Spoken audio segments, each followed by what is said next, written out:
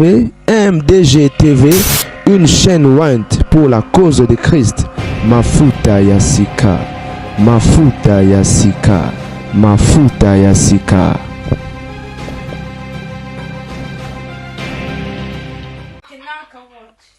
Ça y est la famille, certainement vous allez très bien bandé au Babolingo. Bauti ko kata dossier ya docteur Kande na ebisa ibino lobby, docteur Okebolo côté.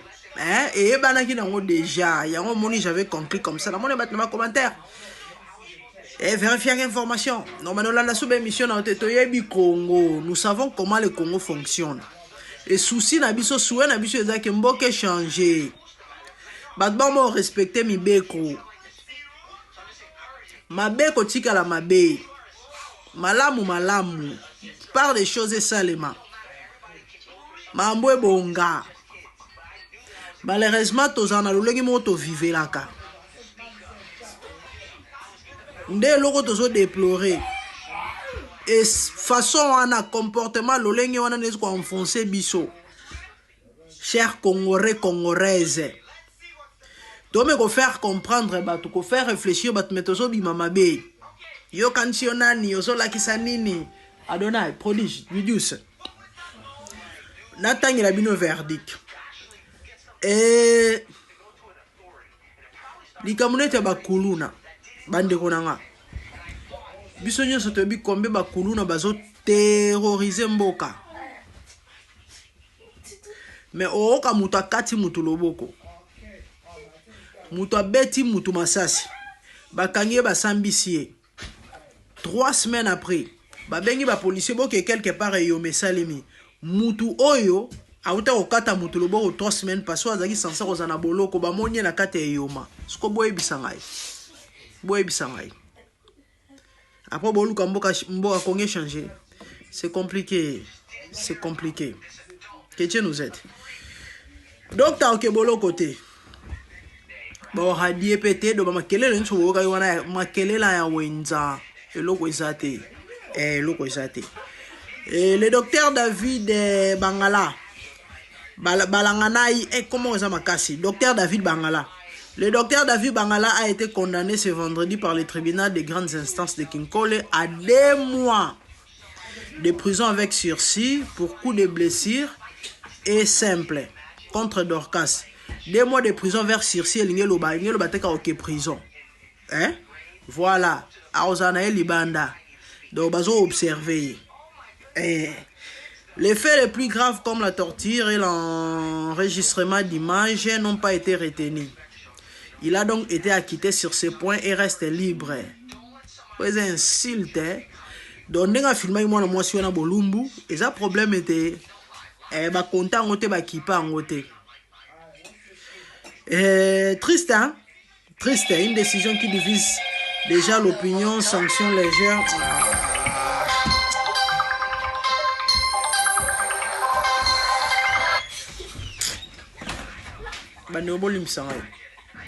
Une décision qui divise déjà l'opinion, sanction légère pour certains, justice équilibrée pour d'autres.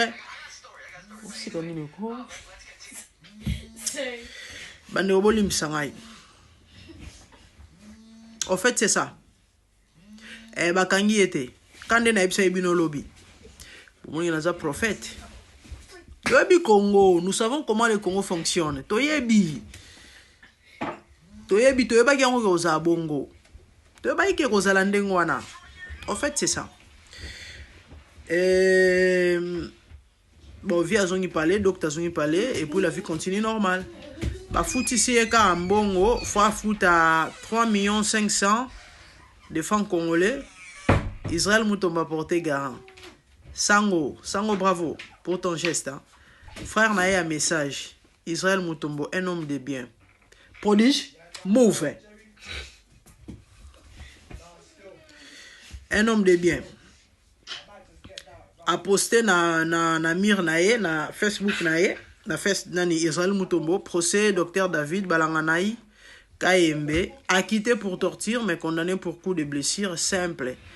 À 2 mois avec sursis, la RDC doit verser 3 500 000 francs aux victimes. Incapable de me situer face à l'État, je m'engage à lui apporter personnellement 3 500 000. Mutombo, 1000 francs congolais pour l'aider à se reconstruire.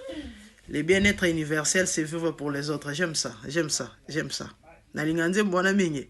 Na Mbango. Comment il s'appelle? Frérot, Sylvain Akwala. Le bien-être universel, c'est vivre pour les autres. Et... pardon. Ils ont tellement bien. Voilà, c'est ça. Et... Les soleils, comprenez donc.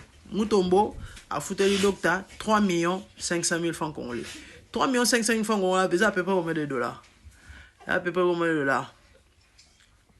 1000 dollars, ils ont à peu près 475 francs. 450 à peu près, plus ou moins. Hein? Voilà, c'est quoi? 3. Donc, à tout le bara et sali, ça n'est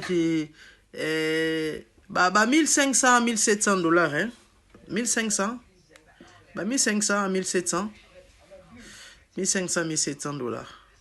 À peu près, hein? À peu près. Mutombo a foutu le docteur David Bangala. Quand on a été au Kebolo côté, donc on a condamné été le côté, punition mon répété, sanction te, le côté, donc le côté, Bangala a continué Moussane avec le docteur, la fille continue normal, à Kebolo côté, voilà c'est ça. Bon c'est peli, voilà c'est ça, c'est ça. Message Yangwana. Quand on est appelé hier, Yangwana il a changé. Il sont le bagou de 3 mois avec sursis. Mais il a des mois, le bas le bit des mois donc moi juste la Bible prophétesse. Et Congo azovi azo seka tanda azo sepela. Botalai. Mabunde zongi. Akondaki.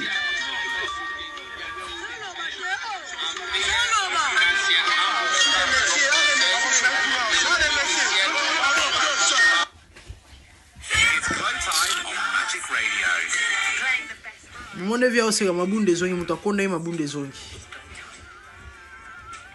On a le bébé mabunde zongi. C'est peli.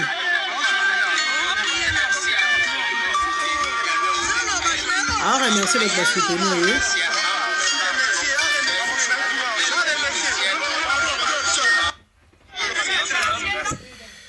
Bref, c'est ça, hein? C'est ça. Et nga souci na nga étant patriote, mboka Congo ebonga. Et pour mboka Congo ebonga, faut tout monde sérieux na mibeko, faut tout monde sérieux na makambo nyonso. C'est pas que ote to zena pour ça ba boma docteur, non. Mabeko tikela mabe infraction, tikela infraction. Imaginez ba lobby en opé. Ba ko filma qui ils ont un problème te ba condamné en oté et lo resate. Pardon, alina lobela ngote. Tu en avant hein, na obeta mamba ko pamba. Mbote bandeko na vidéo am coucher na me ko faire raisonner ba congolais, na faire réfléchir ba congolais belé ba lobara français. Alors ba français to bi français za langue ba tamayele. Mais bato belé bazana ba tofina na ba niai na mitubo limbisa ngai. Loi ba salongo po anini si je peux poser la question. Loi mobeko tina na ngweza anini. Et ce qui mutu abuki mobeko il faut conséquences za anini so mutu abuki mobeko. Le problème na Congo to normaliser mabe. Mutu asali mabe a devant justice. Na place ba jugeye p à faire face na justice par rapport ya mobeko.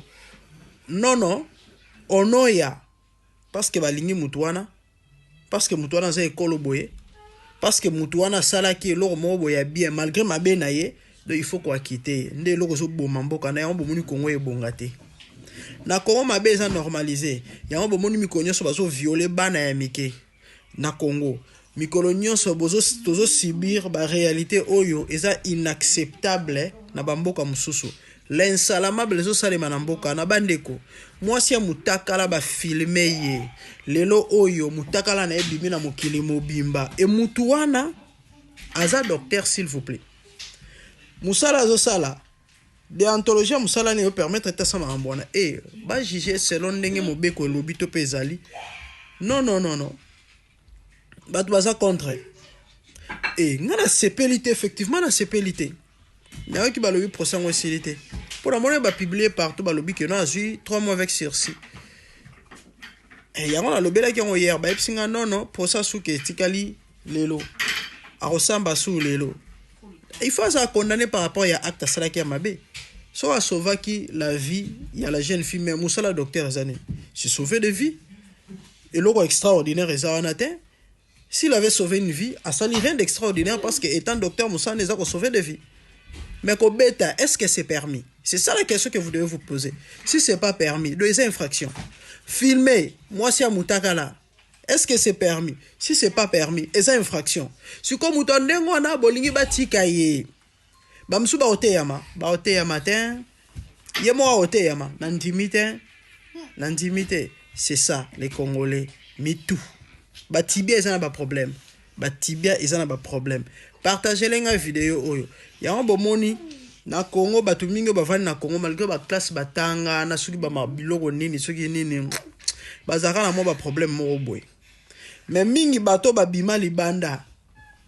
Et belo babima. Et surtout ba bavana na bamboka mindele. Tellement mundele l'homme blanc c'est la loi. Ne tu t'attends à m'embosser na poto exercer sous métier on a impossible pour la nini. Et ça monte mabe balingete non il faut ça nanzela il faut ça là musala selon ndenge et sengeli c'est ça il y a un monde en Afrique pour échanger et ça passe Congo pour bonga et ça passe tant que Congo là ko renouveler intelligence ça passe pour Congo bon na moni tata moko ya docteur zo kata sunta zo bele la maman Denise na vidéo na ba français belé. Cet homme était un héros, Bouzoba, ba docteur nyoso ba big sa ba tumikolo nyoso to me dit pourquoi. Ya l'équipe ba ona nini. Même Moussa docteur za nini za ko big sabato. Maman Denise, pourquoi? Mais maman Denise a ça nini. Maman Denise a ça infirmière. Aza aide-soignante, aza munganga. Amona ke loko tata na sali zalakate.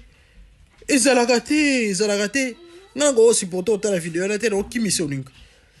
Enga nazokamwa bino eta mwana mwasi wana zaki nango autobota eta zalaki nango mais kobeta kutu babeta ki wana eza kutu dangereux koleka parce que ekokangi kutu ndeko ko aggraver situation akwa kosala hémorragie na ba mouvement banda kosala wana makile ko matela mutu wana bolobela ngote kobeta wana ezaki pour sauver la vie non au contraire ezaki ndeko pour eboma ye boyebite moni botuna minga nga ba websa bino so inenga beta ki wana eza danger te par rapport à état na ye ba websa bino eza tellement dangereux c'est ça ya mawe eza pasi bote bande o babolingo la famille et docteur pasteur David Bangala batikiye je crois boza au courant. Et bolanda kindenge mambo na elekelaki et balobi à 3 mois avec sursis amende ce peut être 3 millions de francs congolais de docteur Zongindako et docteur Zongindako Congo mboka ba jokers mboka ya ba plaisantin Congo boka ba plaisantin na poto mambo ça ne passe pas pour les kate et les kate na déontologie ya musala oyo yaye ça ne passe pas et bon toi ba ke suka na ngoka boye commentaire roche belezate ndeko mo epsinga lui mère actuellement aux amuluba na Congo za avantage oui ba ngote na lobi na ebi na ngai na ebi koza muluba actuellement na Congo za avantage imaginez nanu muto o samba pendant 20 minutes procès katani nini aosa matanga azo lelo ndire bébé sikoyo ba avocat nae na basuki ba magistrat su ba nani na ba batonso bazo na bazo bondela ye. Calme-toi, tiens, héros. Je sauvé une vie. Vous voulez m'envoyer en prison. Pendant 20 minutes, Bakati. Donc, suspense. Suspendre l'audience pendant 20 minutes. Pour Nanini, parce que David Bangala Zolela. Alléli, babondeli. Calme-toi. Tiens, héros. Basambia ici la quitté. Bref, Bakati et azongi parler. Donc bapesi 3 mois et ako exercer te musala, bazo surveiller, ba otale na musika, wana na onka ba lobby mais toyebi ke esili nango. Toyebi ke esili nango et loko eza nango te. De rien à craindre quoi. Il a un peu, il est libre et puis voilà. Amende de 3000 francs congolais. Et puis esili nango eleki bandeko TV5 elobeli makambo ba télévision ba chaîne mindele elobeli makambo ya torture na maltraitance oh tata wa soki ezaki pour sauver une vie ou encore eloko asala yeza bien mindele banga bazongo sérieux te banga ba kipanto banga ba lobela ngote mais so ba lobela ngo parce que ça grave. Mais net c'est le Congo. Il y a passé. Soto bongisi soto changer te ngana ebite mboko to suka pe puis to kende wape. Donc voilà. Donc docteur Zongi Palestine na moment oyo azana ki shinga mpemba azako lia bukula bonseka na matamba kuna na suki ndakala suki ni mupanzi makelele mbwa et puis na chichampa mupanzi bane olibisa na chichampa mupanzi ba supporter bagangi et donc dossier sili ba clore dossier ils a passé ça ma biso to ganga ki ya justice pour Dorcas mudiesu donc justice na bango pouvoir na bango. Et puis voilà, en tout cas, mais sinon, c'est ça la vérité. Bon, de toutes les façons, c'est le Congo. Il y a un beau Congo, il y a un bon il n'y a pas ces amas. Voilà, c'est ça. Donc, docteur Zongi Palestine. Parce que ça va tourner en mer et souki n'engene. Et souki boye. A ok bolo côté et l'euro pesate. Condamné était. Ou nous sommes monnaie, ils avaient quand même quel est la wenza. Quel est la wenza, ma minute yo. Et voilà. Quel est béni. Et maman prophétesse comment est nan Dorcas maman prophétesse moi pas jouer là qui message awa eza ba réclamation na ba lien en famille na il faut ça très attention docteur il faut sambela vous avez pasteur sambela bien parce que la réclamation à famille boka maman prophétesse Dorcas a joué là qui a je suis une prophétesse de l'Éternel. Kola fungula kinga misu. Mwana mobalo bozo mona docteur. Na famille na bango bane ko réclamer na kindoki banda kala. Ba bane ko réclamer batiki maboko pamba. Mama wana bozo mona bien aimé. Bandoka famille ba côté na nzota mama wana. Pour pas compliquer docteur. L'esprit de la colère est côté na kata docteur. Elle a mal agir. Oh bien aimé tikana yebiso nikolanga mobali. Avant bala moi si balaka moi soyez des amis. Bandego. Na pause. Ma prophétesse alobi docteur minu ma famille zo réclamer. Docteur sambela mingi sambela makasi kata balien tant ba no bokata balien o kata balien mili ma famille et ko réclamer docteur. Ya mutu ay ko côté la fille wana a manifesté titi da manifestaki a moni mo colère et côté le docteur pour ça la salamable mo sale sila babilo musu de fois dans on ninga ba blague ba jeto so sekame et ba réalité ezalaka en tout cas eza ba réalité ezalaka ba réclamation existaka donc yaya la réclamation katara ba lien parce que risque ça on a sommé on se retrouver dans par terre bam pour la ligne parce que kataki lienté moni docteur tala ma plein anga ke boloko nzamba ogele mawa batiki docteur sambela bien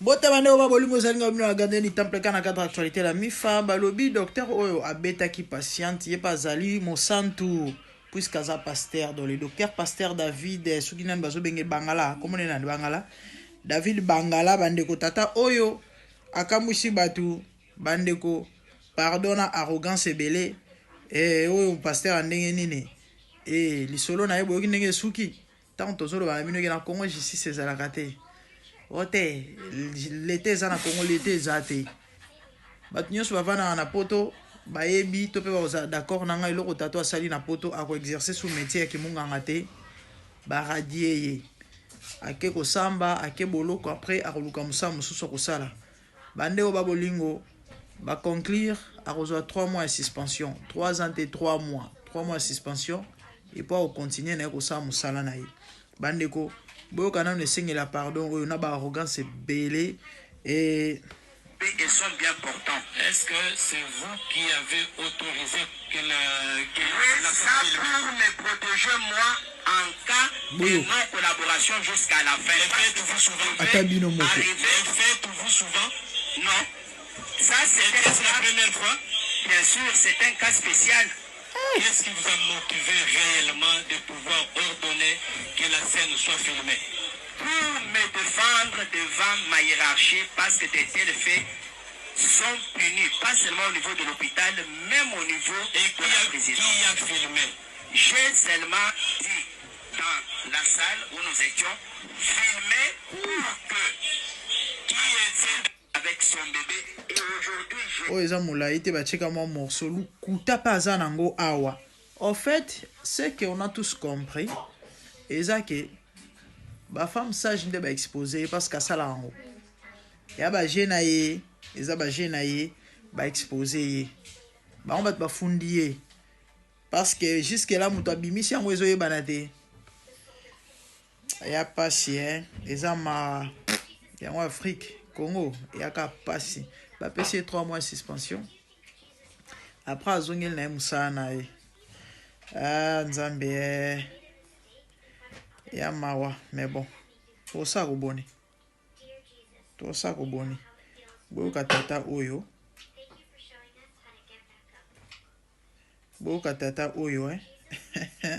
tato aza vraiment la raison boyo katata oyo et contre les docteurs en question. Mon collègue Yankai est médecin depuis 23 ans. Peut-être ça peut être une épine informatique. Et ce que je vis à la toile est carabineux, cataclysmique, nauséeux, cancéreux. C'est pas normal. La médecine se repose sur une triade historique. Parmi les aînés de la médecine, il y a Hippocrate pour les médecins, il y a Florence pour les infirmiers, il y a Henri Dunant pour les secouristes. Florence Nightingale a laissé une richesse richissime en termes de déontologie médicale. Un médecin comme celui-là devait protéger, exactement, devait sauver, devait dorloter, surtout ça, devait accueillir, dorloter, de manière emblématique et exceptionnelle.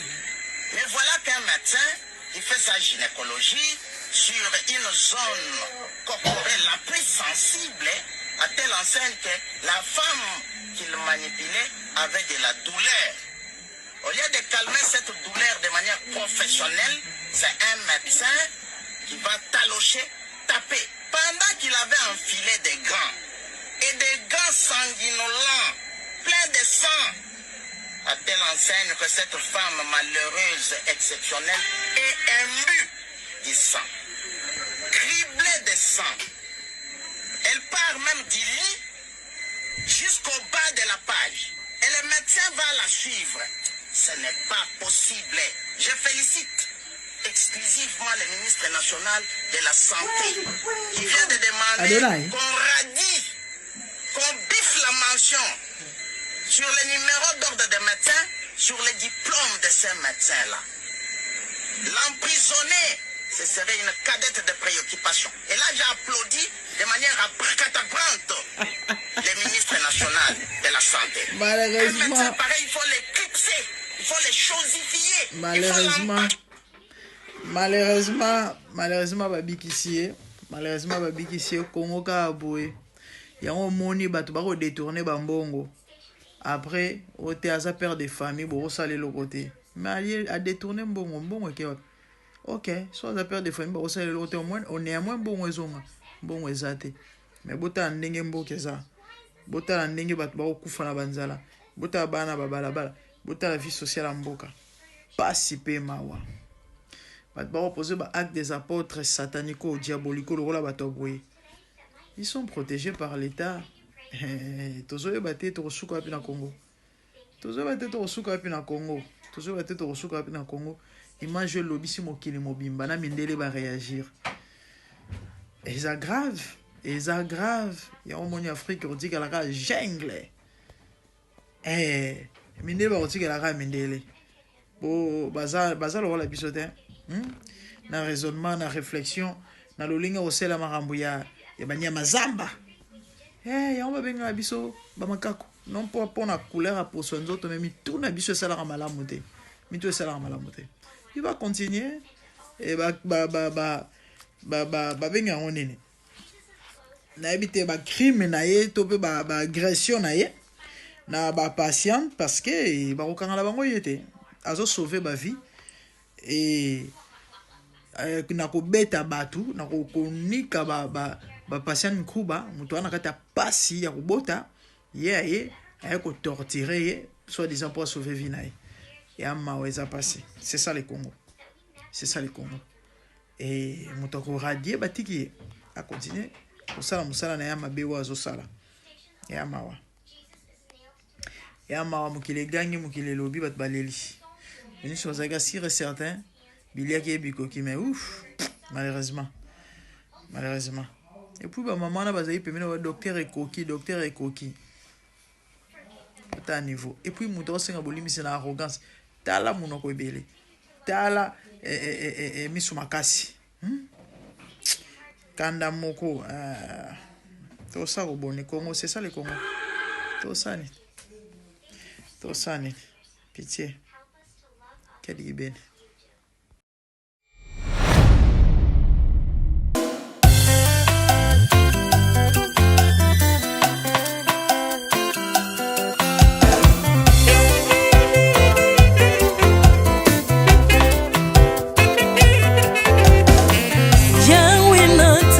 mokili oyo namoni te, natangi na histoire ya monde namoni te, naluki nayemba pete toze po passer Seigneur, je n'ai pas pris non plus entendu parler oya kokalala yo Yesu.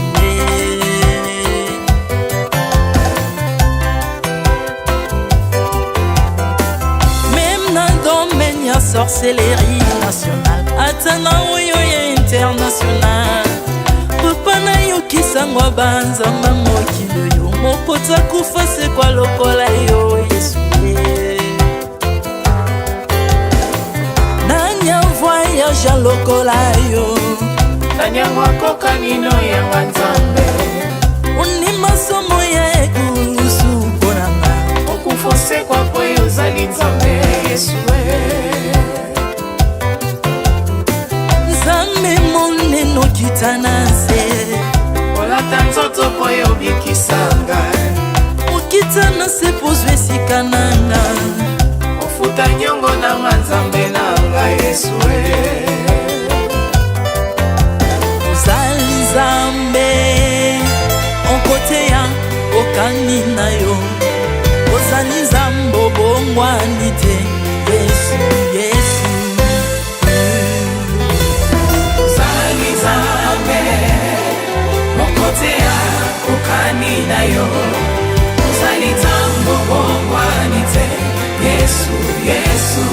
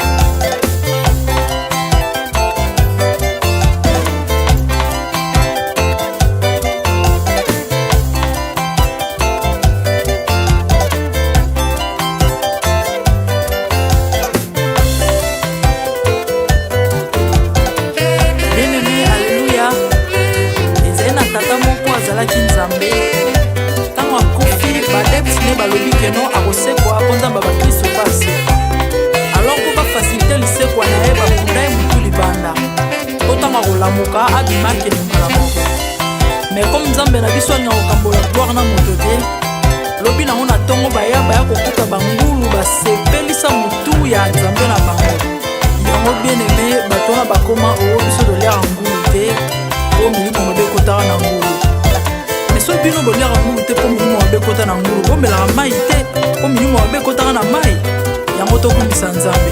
Kwa kufa asekwa avandi na